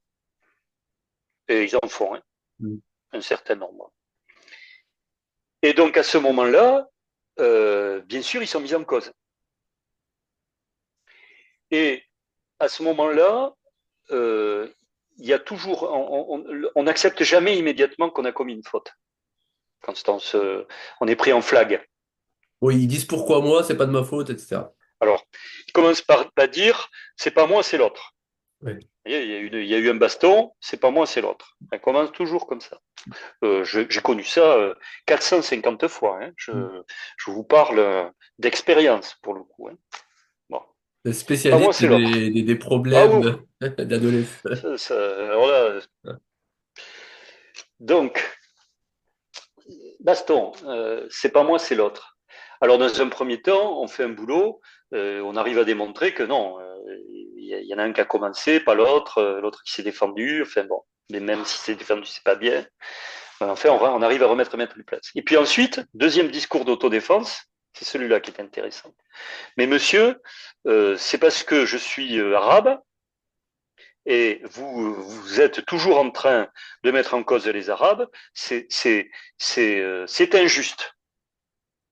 Et alors là, vous avez des magnifiques plaidoiries sur l'injustice au nom de l'égalité, de l'autorité au sein de l'établissement. Et ils ont toujours un exemple à vous donner Est-ce qu'il est où vous sincère? Est-ce n'avez qu'il est pas été sincère juste. ou c'est une manière de trouver une parade pour éviter la sanction? Est-ce qu'il est réellement sincère? Vous le Alors, pensez?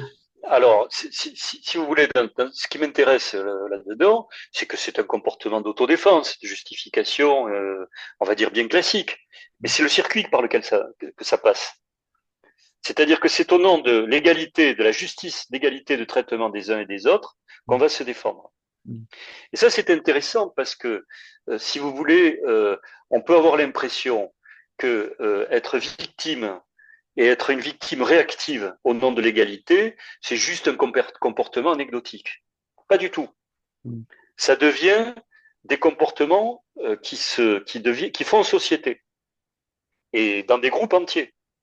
C'est-à-dire que comme tenu qu'on s'est comporté de façon inégale avec moi, et d'autant plus inégale qu'on est sur des définitions de discours qui sont d'égalité, ça veut dire que le système, il est pourri, il est perverti. Et donc, on a à ce moment-là des formes de réaction et de ressentiment par rapport aux formes de l'autorité qui viennent s'exacerber, mais dans des conditions où l'égalitarisme a eu sa part dans l'élaboration du système. Vous voyez. Alors c'est très curieux parce que c'est un renversement complet par la violence de la conception de la justice. Au nom de la justice, on est ontologiquement dans le sentiment d'être une victime. Et l'état de victime, dans des milieux à qui on n'a pas donné comme aux autres, ça devient une ontologie. Voilà. Et par conséquent, ça a une importance. Alors, je fais un lien, hein, c'est que si on développe une réactivité, j'espère que je me suis bien expliqué là-dessus, de par des critères qui sont des critères au départ des postulats de justice, si on les développe, on va être effectivement dans une haine des autorités, dans une attaque de ce que représente le service public. Ça ressemble à quelque chose qu'on est en train de vivre quand même. Et au-delà de ça, sur le plan politique, une réactivité vis-à-vis des gens diplômés, des élites, et on va se replier sur des cultures populistes, qui vont reconstituer des identités par réaction du bas par rapport au haut. Donc, ce que je suis en train d'expliquer, c'est qu'à partir du moment où on est dans les équivoques sur l'égalité que nous avons formés dans nos systèmes, à l'école, on est en train de jeter les bases de ce que l'on appelle ailleurs en politique le populisme. Mais alors, vous n'avez pas répondu à la question que je vous ai posée tout à l'heure concernant Allez, le fait que les valeurs de droite sont partagées dans les milieux populaires et semblent en tout cas être assez bien acceptées. Que ce soit dans le périurbain ou dans les banlieues. C'est-à-dire qu'il y a cette idée globalement et que finalement, voilà, le méritant, celui qui travaille mérite son sort et celui qui ne travaille pas mérite aussi sa situation. alors sur une question comme ça, d'une certaine façon, c'est une question impossible, à laquelle je ne peux pas donner une réponse euh, bouclée en quelque sorte, une réponse qui fasse système. Parce que c'est plusieurs choses en même temps qui sont formulées là-dedans. D'abord, là, on fait une sorte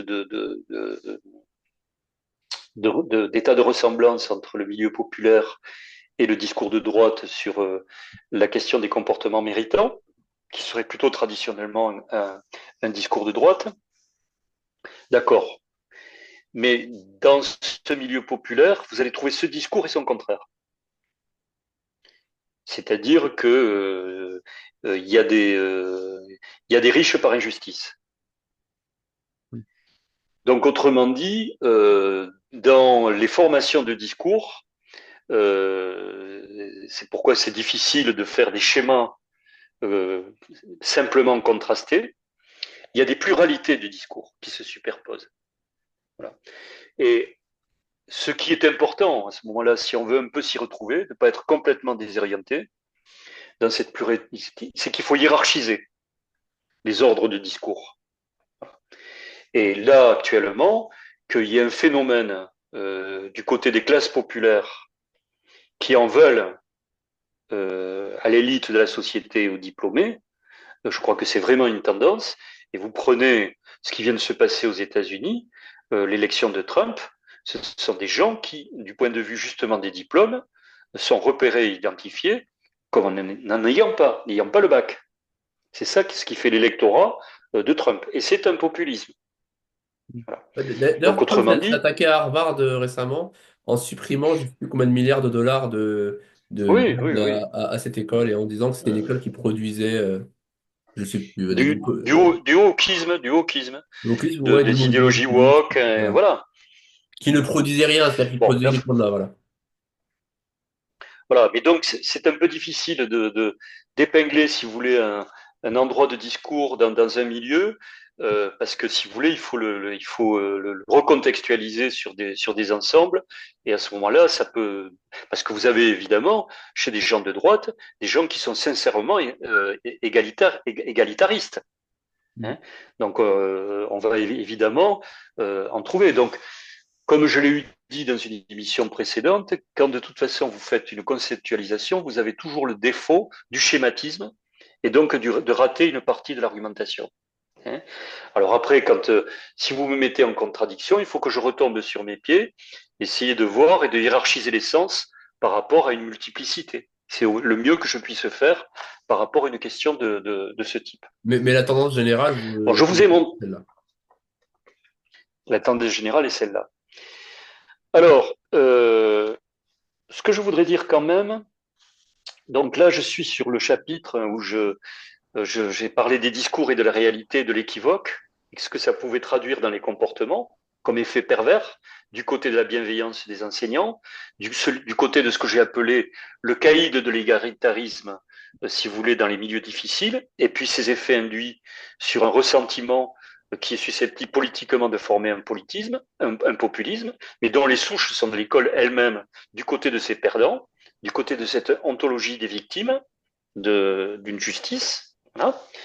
Alors maintenant, il y a d'autres sujets que ça c'est susceptible de poser parce que en même temps que se développe, si vous voulez, cette inégalité entre les diplômés et ceux qui ne le sont pas, qui deviennent la division des riches et des pauvres finalement, et d'où l'enjeu et l'importance de l'école par rapport à ça.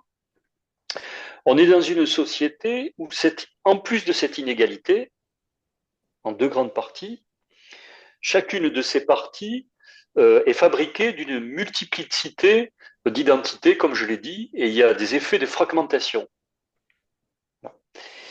Et donc, ça veut dire que l'inégalité euh, qui développe des formations de réaction sont susceptibles, dans ces fragments-là, de former des communautés, des recodages sur des communautés d'identité. Et donc, par conséquent, l'inégalité a une importance sur les incidences que ça a sur les communautarismes. Surtout quand l'origine de ce communautarisme se prenne dans des zones urbaines où les personnes sont dans des entre-soi par rapport à ces situations. Et vous avez là un fil entre les formations de l'inégalité, les formations des territoires et la fragmentation de la société en communauté. Voilà. Alors, si ça c'est logique, si ça comporte véritablement des relations enchaînées de cause à effet entre les différents termes, si mes hypothèses sont bonnes. On vient avec un autre discours, par exemple, qui est celui de la laïcité. Très intéressant ce que c'est devenu la laïcité. Peut-être qu'on fera une émission à part entière sur la laïcité, mais j'en parle puisque je suis sur la question des discours là. La laïcité, c'est un discours. Bon. Et il faut voir comment ça tient, quel effet quelle limite ça peut. Pour la petite anecdote comme ça, j'habite pas très loin du collège où il y a eu l'affaire du voile en 89. Ah, Voilà. ah oui, oui, Je suis je me pas très souviens très très très très loin dans bien. cette. Donc, il y a Je me souviens bon. très bien. Je me souviens très bien. Cette histoire, l'époque Jospin, etc. Hmm. Il fallait parler à cette époque. Après, il Première s'est affaire. Je passé pense que d'autres il me semble choses. que c'est la première grosse affaire. Enfin, la première affaire du voile, il me semble que c'est celle-là à Creil en 89. Creil, Creil, ouais, c'est Très Creil. bien, ouais. C'est Creil, c'est l'affaire de Creil. Alors, si vous voulez, donc j'ai expliqué quelque part un fil entre les inégalités qui se formaient, la victimisation, la réactivité, les territoires, les communautés, etc. Et puis arrive le discours de la laïcité. Bon, alors il fut une époque, la laïcité, c'était tout autre chose que ce que l'on connaît aujourd'hui. Il était une époque où la laïcité était sacrée, quasiment. parce que la République était sacrée. Elle s'était et l'école avait se développé, si vous voulez, dans une conception où il y avait quelque chose qui faisait tellement autorité par rapport au récit de l'école que c'était mythifié. Il y avait une prière laïque, prière républicaine, qui était faite dans les écoles dans ces périodes-là. Donc vous avez la dimension du grand récit sacré qui soutient, si vous voulez. Et euh, pour la patrie, un Français va mourir. On était, si vous voulez, dans ces dimensions où le sacré était susceptible d'occasionner les plus grands sacrifices. Mm. Bon. On a On n'est retourné plus du tout dans cette époque-là. la République qui était, enfin, voilà, on est passé d'une religion catholique à une religion euh, Voilà. Et républicaine. il y a des textes, si vous voulez, chez Durkheim, etc., chez Ferdinand Buisson, qui sont explicites de ce passage de témoin Mm. d'une conception religieuse à une conception républicaine. Mm. C'est vraiment très, très clair dans les textes de cette période-là. Alors, sauf que là, si vous voulez, on arrive à une situation où il s'agit simplement, avec la laïcité, de séparer la dimension publique de la dimension privée. Tu as droit dans ta vie privée à avoir les pensées que tu veux, mais il y a quelque chose dans la sphère publique à l'école où il y a une conception républicaine et des lumières qui font la définition de ce lieu-là, et on ne peut pas, euh, en quelque sorte, euh, mélanger les discours au risque de les perdre dans leur définition. Donc il y a la laïcité, si vous voulez, opère une sorte de séparation entre les deux. Voilà. Mais c'est une définition qui n'est plus qu'une définition de la limite, qui est une définition formelle de séparation du public et du privé.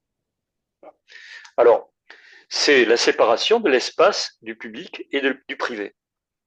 Mais au-dessus de la séparation de l'espace du public et du privé, figurez-vous qu'il y a un espace de l'existé. C'est-à-dire que la petite qui arrive devant le portail du lycée avec le voile et qui l'enlève, elle n'est pas séparée dans sa tête. Elle n'a pas un cerveau droit et un cerveau gauche.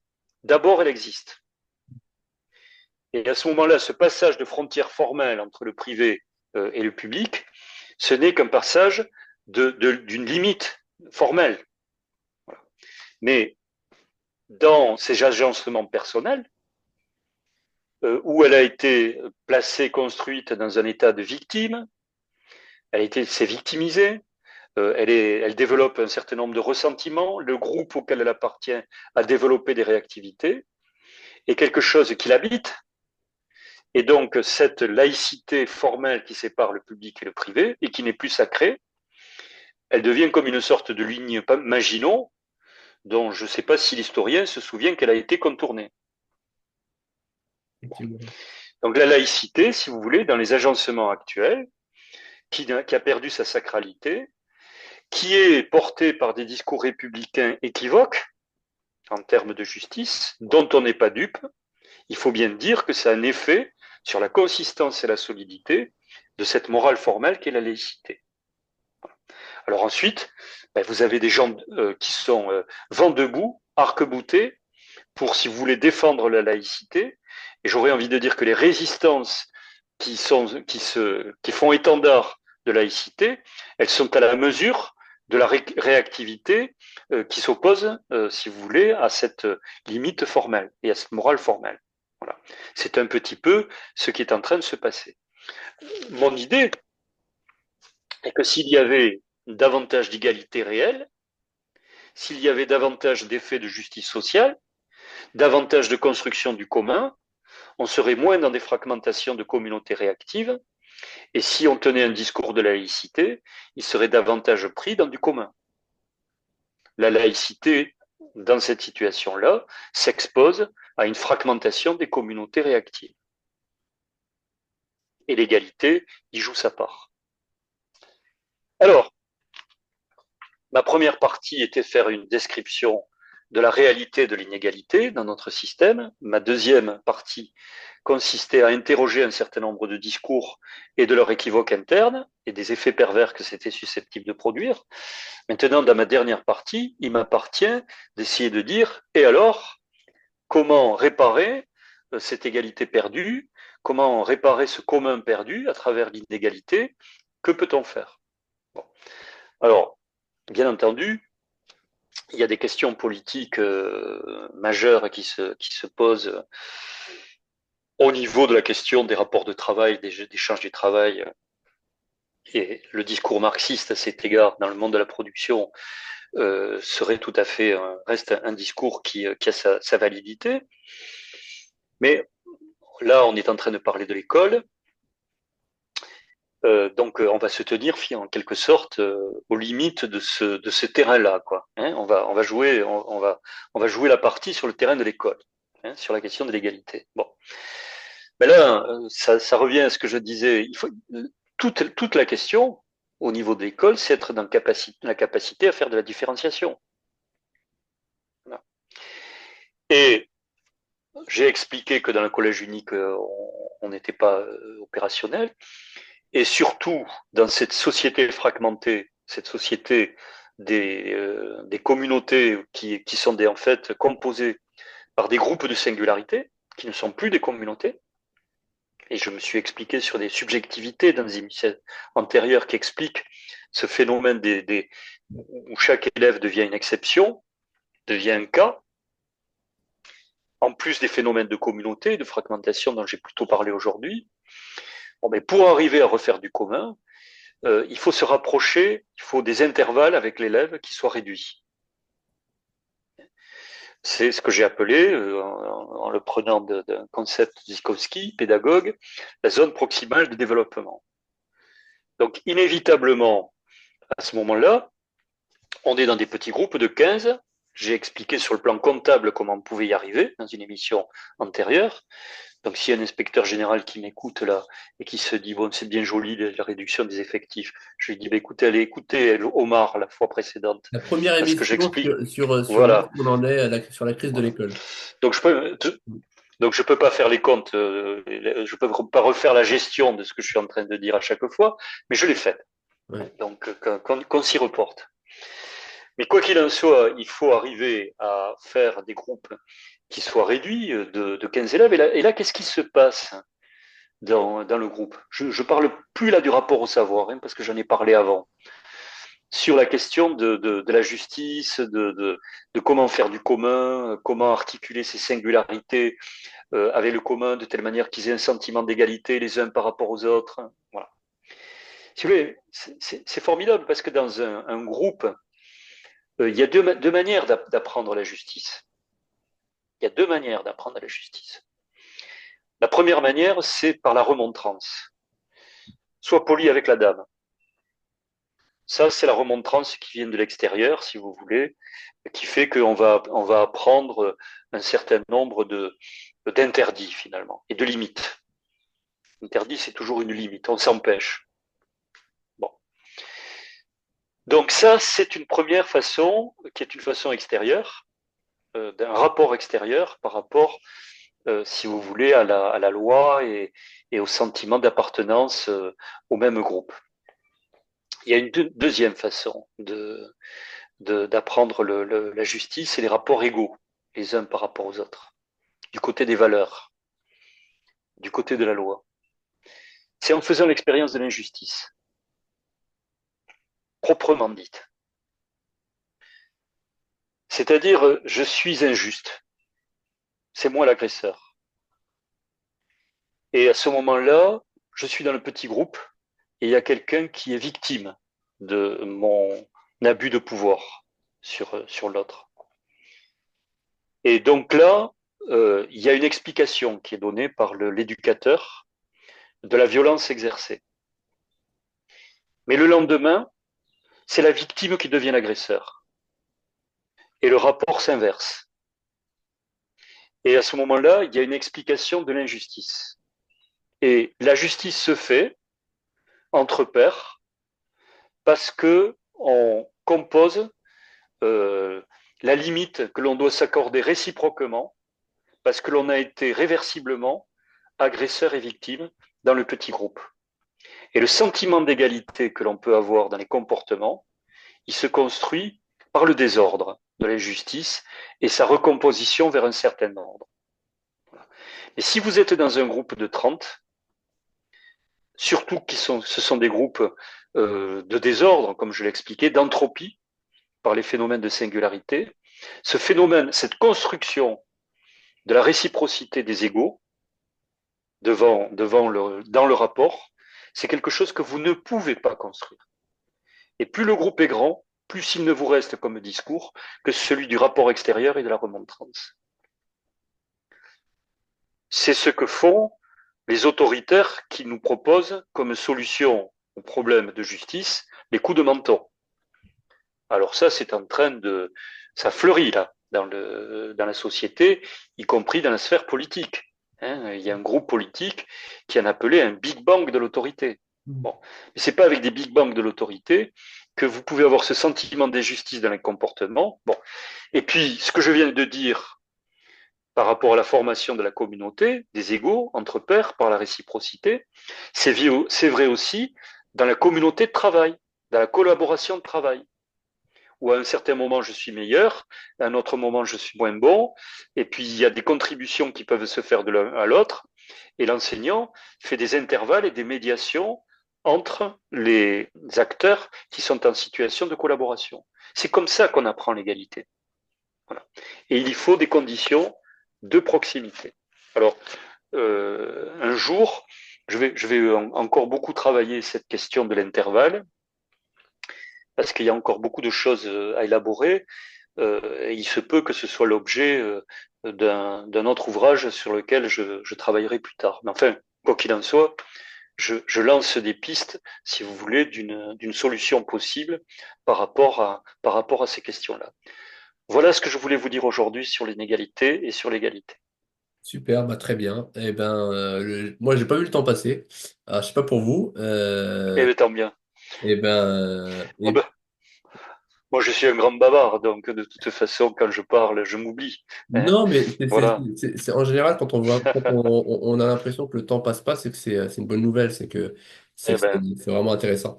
Eh ben, très d'accord. bien. Alors, dans ce cas-là, on va s'arrêter là. Et puis, la prochaine fois, bon, on verra, on se mettra d'accord sur un sujet. Hein. J'ai pas encore de sujet en tête. Vous Voilà. savez bien que j'aime les commandes, moi. Exactement. Donc, Vous avez parlé de la bon, laïcité, on verra bien. On verra si c'est on celui-là ou un autre. verra. Ouais, Voilà. super. Entendu. Allez.